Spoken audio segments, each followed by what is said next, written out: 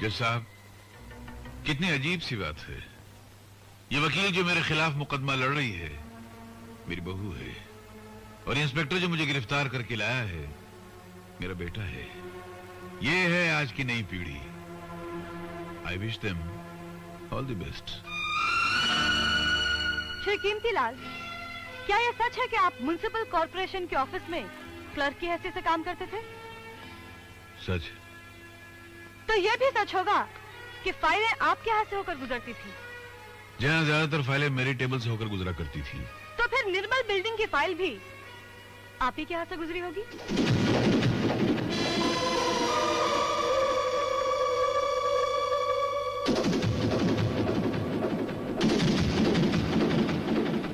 जवाब दीजिए। जी नहीं। तो फिर वो फाइल पास कैसे हुई? उस पर ठप्पा किसने लगाया? मुझे क्या मालूम। अक्सर ऐसे होता था कि कुछ फाइलें ठाकुर साहब के पास डायरेक्ट पहुंच जाया करती थी, उस पर ठप्पा मार के पास कर दिया करते थे। हो सकता है ये फाइल भी ठाकुर साहब ने पास की हो। इसका मतलब यह हुआ कि ठाकुर साहब भी रिश्वतखोर थे, वो भी कालाबाजारी करते थे। एक मिनट, वो भी कालाबाजारी करते थे क्या मतलब? ये नहीं मैं भी कालाबाजारी करता हूँ, मैं भी रिश्वतखोर हूँ। आप कहना क्या चाहती? मैं नहीं कहना चाहती, बल्कि आपने खुद अपनी आवाज में अपने जुर्म का इकबाल किया है, जिसका सबूत ये टेप रिकॉर्डर है। वकील साहब, आपके पास क्या सबूत है कि ये आवाज मेरी है? सबूत है, एक ऐसा सबूत जो ये साबित कर देगा कि आपकी आवाज है।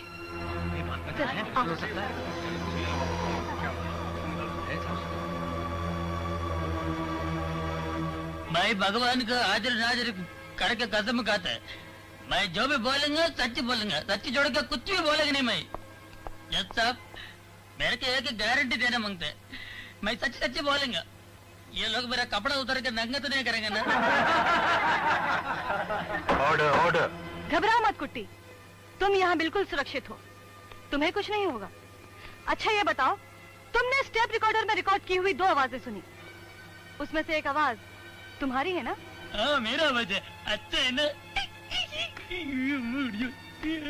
हाँ बहुत अच्छी है। अच्छा अब ये बताओ कि उसमें जो दूसरी आवाज है वो किसकी है? चुप क्यों हो? सच सच बताओ कुट्टी, वरना। नहीं, मैं सच सच बोलेंगे। ये आवाज बाबूजी का है। तुम झूठ बोल रहे हो कुट्टी, वो आवाज मेरी नहीं है। नहीं तो क्या मेरे बाबू की आवाज है? इतने बुड्ढे हो गया काली पकड़ झूठ बोलता है। अभी जज साहब ने गारंटी ली है आपको नंगा नहीं करेगा, फिर गाय को बात करता है। कुट्टी मेरे खिलाफ देखे तू मेरे को पढ़ाने की कोशिश करता है क्या? मेरे को मालूम वो टेप रिकॉर्ड में मेरे आवाज नहीं, तू तेरा आवाज भरा है, मेरे को पता नहीं है। क्या मेरे आवाज का नकल? बिल्कुल मेरा आवाज जैसा। ये मेरा आवाज निकाल के तुम किसी दिन मेरे को एक दिन पता देगा। सुनिए साहब, ये खुद इस बात का इकरार करता है कि मैं इस जैसी आवाज निकाल सकता हूँ, इसको फंसा सकता हूँ। तो क्या ये नहीं हो सकता कि किसी और ने मेरी आवाज रिकॉर्ड की हो और मुझे फंसाने की कोशिश की हो?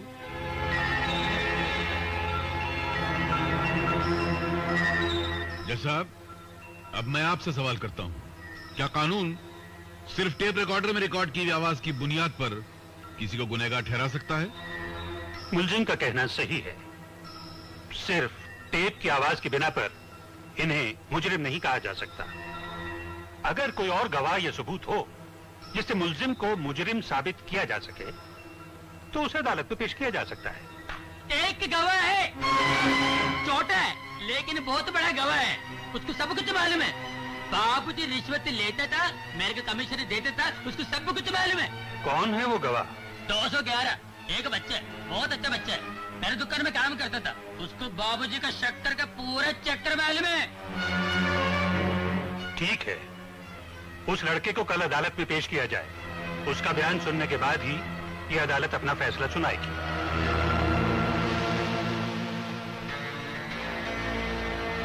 हवलदार साहब, 211 को कुछ पता चला? नहीं विजय बाबू, लेकिन कमल साहब मुझे यहाँ ड्यूटी पे लगा के गए हैं। जैसे उसका कुछ पता चलेगा मैं कमल साहब को खबर कर दूंगा।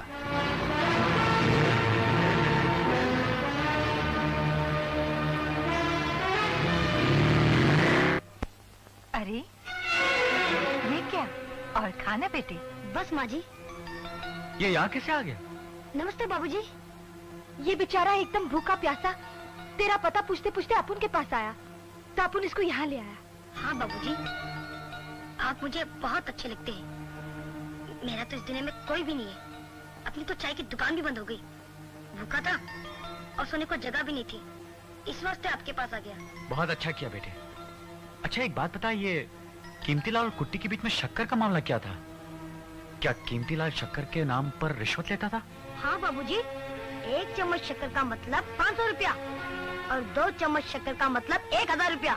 और कभी कभी तो कीमती बाबू 1 कप चाय में 6 चम्मच शक्कर डाल के पीते थे। तू ये कोर्ट में बोल सकेगा? हाँ बाबूजी। चल अब सो जा।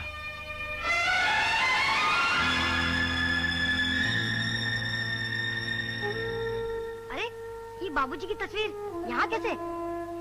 ये मेरे पिताजी हैं। आपके पिताजी बहुत अच्छे इंसान थे बाबूजी। मेरे कुछ दिन बहुत खराब लगा बाबूजी। जिस दिन इनको पुलिस पकड़ के ले गई थी, इनकी छतरी में से नोट निकले थे, मगर वो नोट इनके नहीं थे। तो वो नोट कीमती बाबू ने इनकी छतरी में रख दिए थे।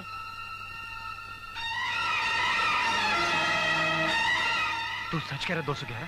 मैं बाबूजी की कसम खाकर कहता हूँ, और ये तो मैंने अपनी आंखों से देखा था। कीमती बाबू ने इधर उधर देखा और फिर चुपके से नोटों का बंडल खोलकर उनकी छतरी में डाल दिया और फिर चले गए।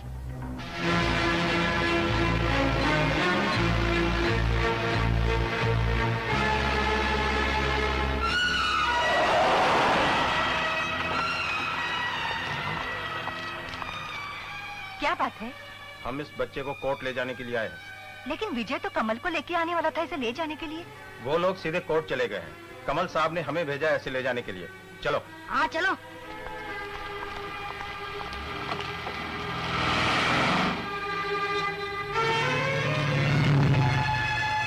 अरे तुम दोनों यहाँ? वो तो कह रहे थे कि तुम लोग कोर्ट चले गए। कौन लोग? वो है इंस्पेक्टर जो 211 को लेकर गया। कह रहा था कि तुमने उसे भेजा है। मैंने उसे भेजा? किस तरह थे वो लोग? छोड़ दो मुझे, छोड़ दो मुझे।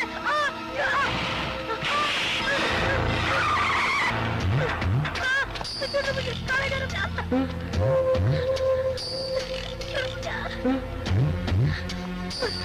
मुझे। छोड़ मुझे।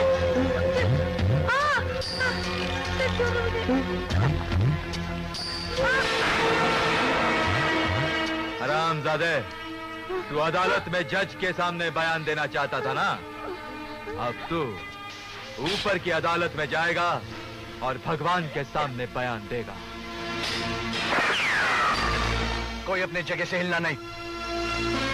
211 ऊपर आ जा।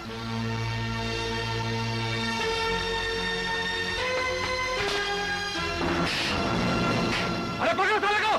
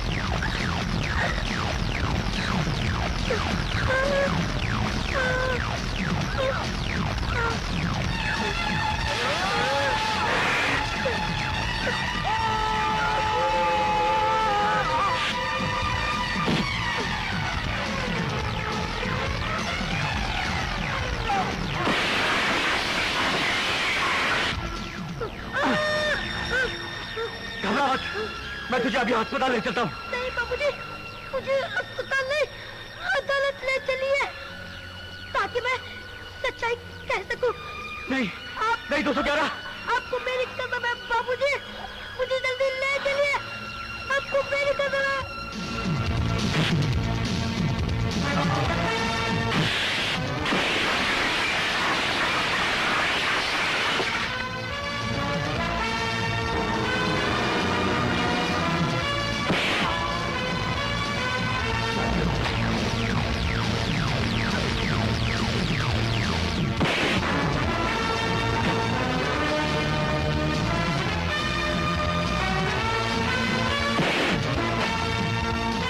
किसके लिए काम करता है? हाँ, किसके लिए काम करता है तू? और किसके लिए काम करता है? मैं बताया।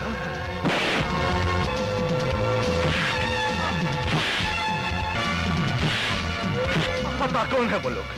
बता वरना तुझे जिंदा नहीं छोड़ूंगा। कौन है? बताता हूँ। वो कौन?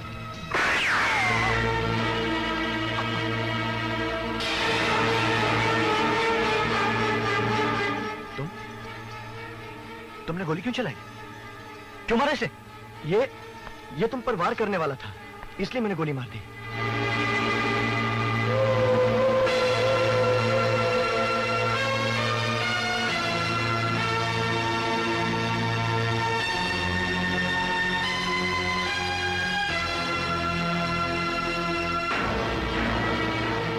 तुम झूठ बोल रहे हो। तुमने जानबूझकर इसका खून किया है ताकि इसके मुंह से निकलने वाली सच्चाई को तुम दबा सको। क्या मतलब? मतलब ये कि वो सच्चाई अब तुम बताओगे।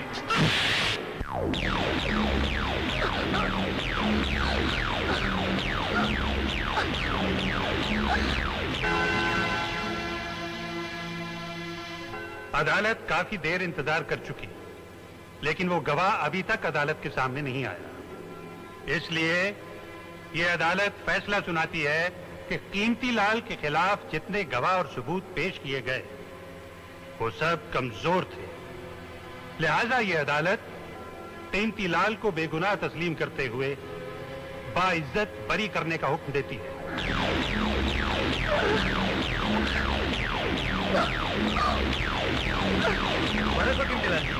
बधाई हो, बहुत बहुत बधाई हो जी।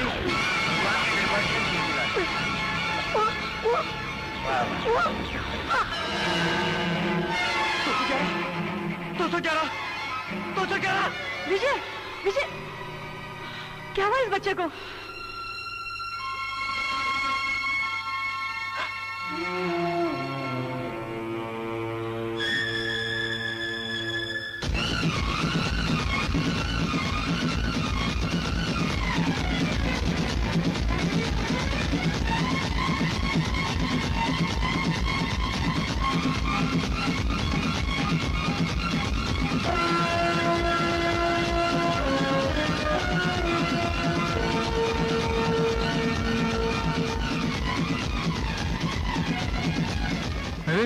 आओ बेटे आओ, आओ।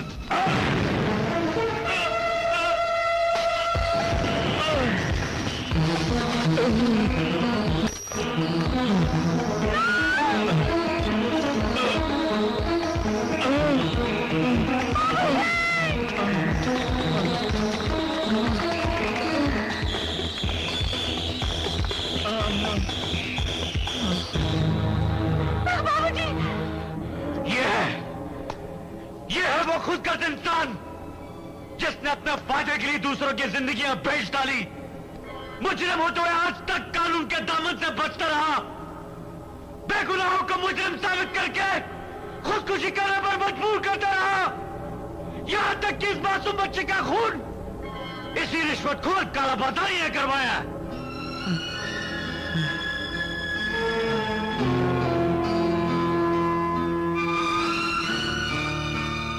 बेटी, इसने बिल्कुल सही कहा। दुनिया जिस अदालत को भूल जाती है, उसकी अदालत ने मुझे मेरे गुनाहों की सजा दे दी।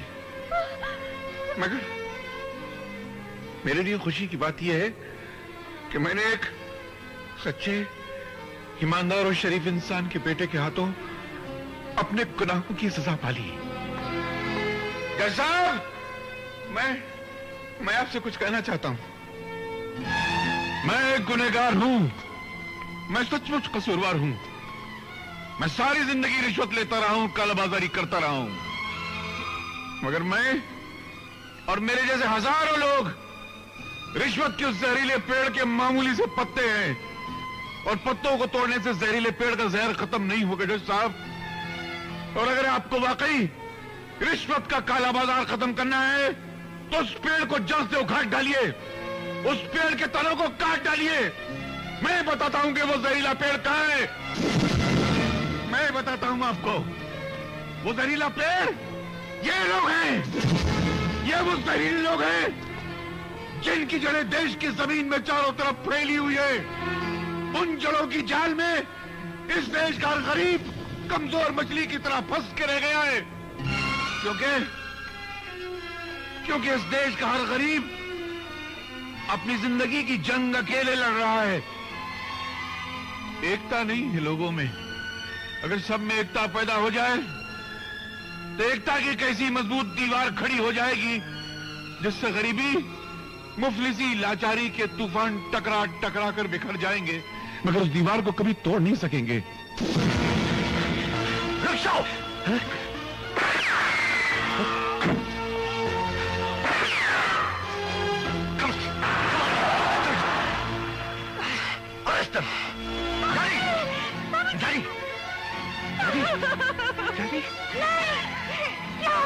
कमल, क्या हुआ इन्हें? क्या हुआ? बोलो ना, बोलो कमल। विजय,